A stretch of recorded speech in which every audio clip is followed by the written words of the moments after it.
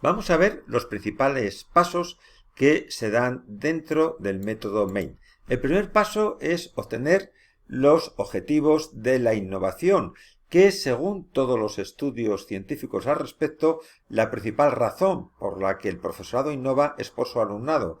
Es una innovación que se hace por motivos vocacionales y que realmente lo que se quiere es conseguir una serie de mejoras dentro del aula que favorezcan, potencien o mejoren el aprendizaje del alumnado. Pero hay otras razones, por ejemplo, que sea una buena práctica, ya que voy a hacer todo ese esfuerzo en realizar una mejora en mi asignatura.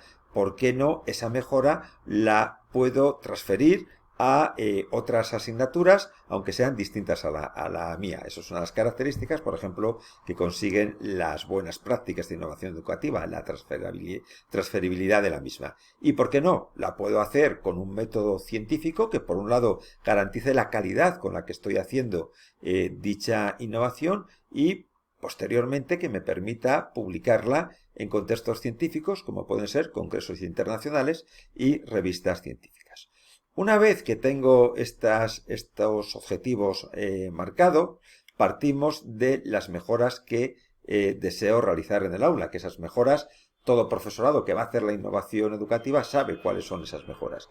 Bueno, pues a partir de estas mejoras tengo que conseguir elegir el método de innovación educativa más adecuado. ¿Qué quiere decir más adecuado? Quiere decir que de alguna forma haya una demostración de que el método que voy a elegir, ese método de innovación educativa, trabaje con esas mejoras que yo quiero que se produzcan en el aula. Normalmente la búsqueda de ese método se suele hacer con un procedimiento científico, que es la búsqueda bibliográfica, la consulta bibliográfica, bien en revistas, bien en congresos, bien en presentaciones, pero lo que tengo que buscar es que ese método se adapta a mis objetivos, sobre todo a las mejoras en el aula. Y también el otro criterio que tenemos que tener en cuenta para elegir el método de innovación educativa más adecuado es que se adapte a mis condiciones. No es lo mismo un método de innovación para 20 alumnos que para 100 alumnos. No es lo mismo para alumnado de 12 años que para alumnado de 20 años. Y también, evidentemente, hay una pequeña influencia también con el tipo de asignatura que voy a dar. Pero también hay otras condiciones, como puede ser los conocimientos del propio profesorado. No es lo mismo que el profesorado sea experto en una determinada tecnología que no lo sea. Bueno, pues en este paso lo que hacemos es elegir el método más adecuado en base a estas dos líneas, a la demostración de que esos métodos consiguen las mejoras y a mis condiciones ya personales dentro de la asignatura que la voy a aplicar. Después hay otro paso que se basa en diseñar y planificar la experiencia de innovación educativa. Y es aquí en este paso cuando tenemos que tener en cuenta cuáles son las características de la buena práctica y cuáles son los procedimientos científicos para realizar una buena práctica. Finalmente, el último paso es la aplicación, la ejecución de esa experiencia de innovación educativa.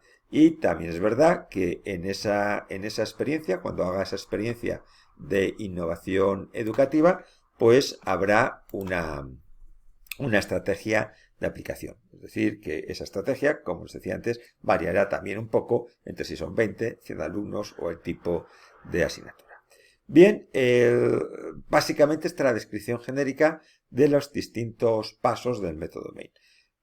Básicamente, la fase 1 es lo que está en morado, es decir, obtener los objetivos de la innovación y a través de ellos, pues las mejoras, identificación de las mejoras en el aula, que vamos a conseguir en el aula.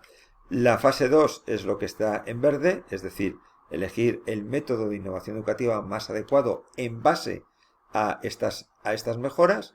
La fase 3 se basa en diseñar y planificar de forma adecuada, de forma óptima, las distintas actividades, las distintas tecnologías y los distintos tipos de contenidos que voy a utilizar. Y la fase 4 se basa en las estrategias, es decir, cómo hago una estrategia para que sea buena práctica, cómo hago una estrategia para que se pueda publicar en contexto científico y cómo hago una estrategia que me permita adaptarme a las condiciones ya personales que tengo en mi asignatura.